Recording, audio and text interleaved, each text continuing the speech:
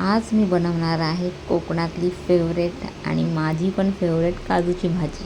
त्याच्यासाठी काजू आधी व्यवस्थित साफ करून घेतलेले आहेत. त्याला खूप चीक असतो, तो व्यवस्थित काढायला लागतो. पूर्ण काजू व्यवस्थित काढून घेतलेले आहेत. ते पाण्यामध्ये घातलेले आहेत. 2-3 वेळा मी ते गरम पाण्याने धुवून घेतले, जेणेकरून त्याचा चीक आणि साल व्यवस्थित निघते.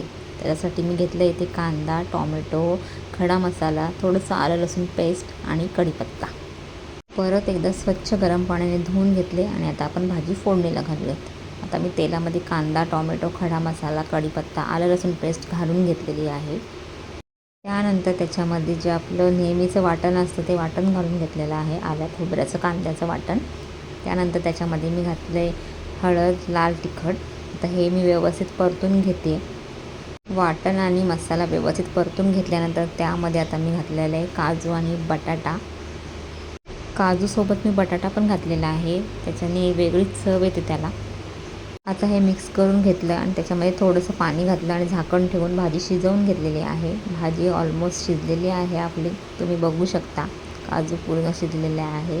वा वा, काजूची भाजी मला तर खूप आवडते. तुम्हाला पण आवडते का हे कमेंट करून नक्की सांगा. बाय बाय, भेटूया नेक्स्ट व्हिडिओमध्ये.